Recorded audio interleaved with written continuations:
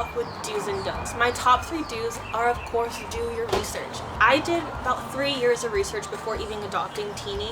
Not saying you guys have to do 3 years of research, but at least know what you're getting yourself into. Know what their diets are, what they should be living like, if you can even afford one or have the time to make sure that they are living a happy and healthy life. My next do is bonding with your rabbit. They are naturally scared and skittish creatures, especially since they are prey animals, so making sure they trust you is going to be a key element to make sure they thrive within your home. My last do is, of course, bunny proofing your house. I wish I did this way before I adopted Teeny, but Teeny was kind of just a spur of the moment birthday present to me, so I did it along the way. My best examples of bunny proofing the house are cord covers. They love chewing. Their teeth never stop growing, so chewing wires, wooden shoes, wooden furniture, anything, they will chew it. So making sure you not only put your shoes away, but cord covering everything and covering your baseboards is gonna be a must. Teeny doesn't necessarily chew my shoes, but she loves chewing my sister's Fila's, their Calvin Klein's, and all of my mom's heels. So she has taste, she's a diva. Moving on to don'ts. My top 3 don'ts are: do not wash your rabbit. Not only is it unnecessary, but it can actually be quite dangerous. If you put a bunny in a bathtub, not only can they get into shock, but they are also really susceptible to really bad ear infections, which can kill them. So that's a really big don't. Do not bathe your rabbit. If you need help with cleaning them, go ahead and use some waterless shampoo or baby wipes are really helpful. Also, if you take them to the veterinarian, they can actually do what is called a sanitary shave and shave all the underbelly hair so that it's easier for them to maintain their cleanliness. But they are very clean animals and they groom themselves almost all day, so not necessary either way. My next don't is don't be gone too long. Rabbits need a lot of attention, especially if you're not going to get them a playmate. Like I have with Teeny, she's a solitary rabbit for now, but that's because I'm home almost 100% of the time and I work part-time, so it's really easy for me to make sure she's getting all the love and attention that she needs. But if you are working a 9-to-5 job, I always recommend a playmate to make sure that they're having someone to keep them company. My last don't, and this one is a big one as well, is I don't condone outdoor living. All bunnies that you adopt are domesticated breeds, so their coats are actually a lot thinner than any wild animals or other wild rabbits. So them being outside and living outdoors 100% of the time is actually quite dangerous for them. Especially, not only can they get out of almost any enclosure you put them into, they are prey animals again and really susceptible and vulnerable to any predator outside. Now we're gonna get into the general bunny questions that we got from my direct messages and Snapchats. If you guys have any other questions, I'd be happy to make another video, and I'll link all my social media down below. So when it comes to keeping your rabbit hydrated, I always prefer a bowl of water. I actually have, Teeny has a big bowl of water, 2 of them actually, one in her hutch and one in the kitchen, to make sure that she's staying hydrated. I always use a bowl just because that's how they naturally drink water. I don't think giving them a bottle of water is the best just because it can mess up their teeth slightly, so just make sure you're keeping an eye on that. Well, Teeny's daily diet really just consists of fresh greens like kale, baby spinach, of course high fiber pellets. I feed her about 3 times a day. She is very spoiled, but I of course give her treats like a little bit of apple, banana, and of course some carrots. I just make sure to keep those to a minimum as treats.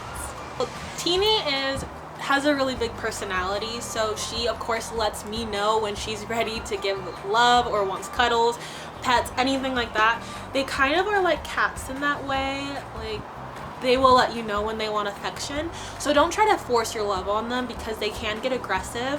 Even today, Teeny is a little bit in a mood and she bit me. She was trying to get my attention and I wasn't giving it to her, so she nipped at my ankles. So they will let you know. They have their own personalities, they have their own signals, so just getting to know your rabbit is going to be the key to make sure to know when to love them and when to give them their space. So it really just depends on what kind of enclosure you have for your rabbit. For me, Teeny has, like I said, she's very spoiled. She has a 2-story hutch, so I actually have a ton of blankets and towels and fleece bedding in there. I think that's best, but if you have your bunny in a small cage, there's actually tons of bedding that you can find at any normal pet shop. When it comes to enclosures though, I don't really condone anything small, just because they need room to hop around, especially if you're not going to be home a lot. You need to give them enough space to get some exercise.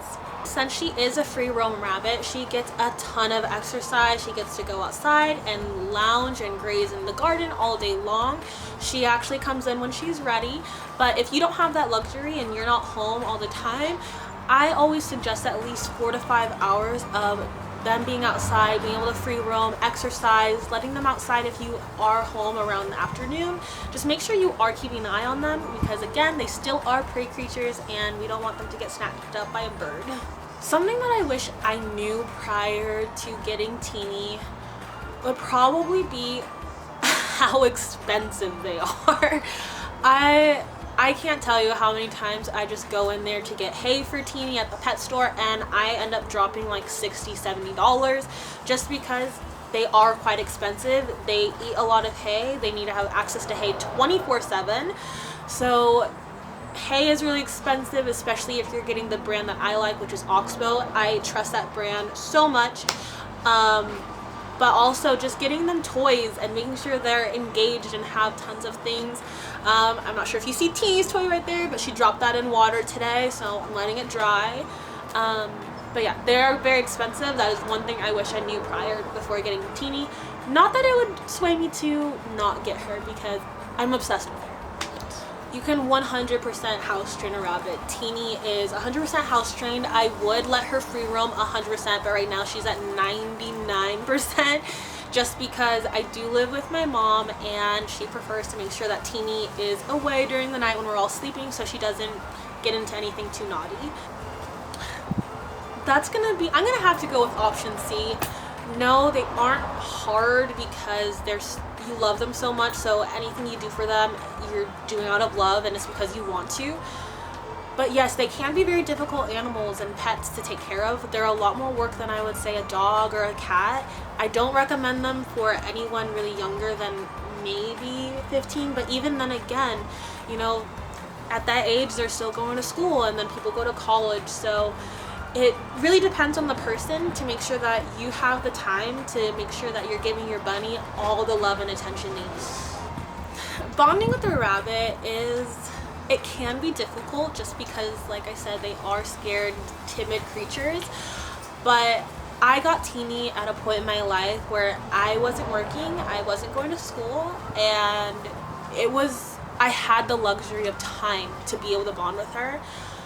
I can 100% make you guys a video on how to best bond with a rabbit, but no, bonding with the rabbit isn't that difficult as long as you take it slow. It is a process.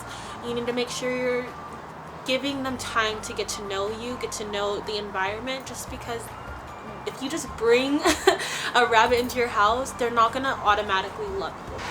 It's really difficult to know when they trust you, but you'll see that they come out more, they lay down in the middle of the floor instead of hiding.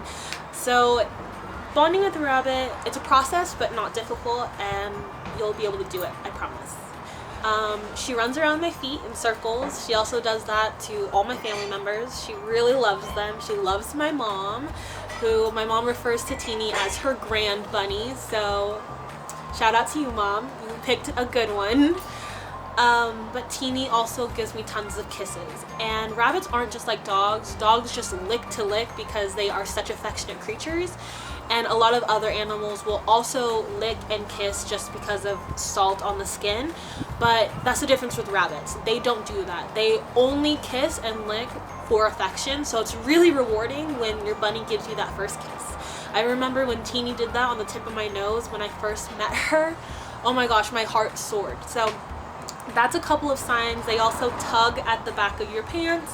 They'll nudge their noses into your legs or your feet. They're just showing that they want your attention. So those are a couple of signs as well. Hey guys, I not only wanted to reiterate how important it is for your rabbits to have access to hay 24/7, but I also wanted to give you a couple more details about hay. It's going to be super important that you give your bunny 24/7 access to hay because it is critical that they have a healthy gut. The hay actually has fiber in it, which helps their gut continue moving so they have healthy bowels and they don't get any blockages in there. Now, the type of hay that you give your bunny really just depends on you. There's many types of hay. There's botanical hay, meadow grass, timothy hay, and of course the one that I feed Teeny is orchard grass. I do orchard grass just because I get a little bit of hay fever when the hay is in the house, so orchard grass is a little bit better for me, but it really just depends on you.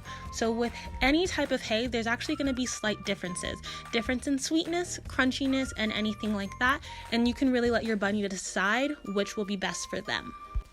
Now, the only important thing you need to remember about hay is alfalfa hay should only be given to rabbits who are weaning off their mother's milk from about 6 weeks to about 5.5 months. At the 5.5 month point, you want to go ahead and start transitioning your bunny to something more sustainable. Like I said, meadow grass, botanical hay, timothy hay, and orchard grass are gonna be what your bunny needs to be on for the rest of its life. Thank you guys for watching our video. Teeny loves all the support and love you give to us every time I post a video about her. Thank you guys so much for all the questions you sent me. If you have any more about bunny care, go ahead and post them in the comments down below. Say bye, Teeny. Bye.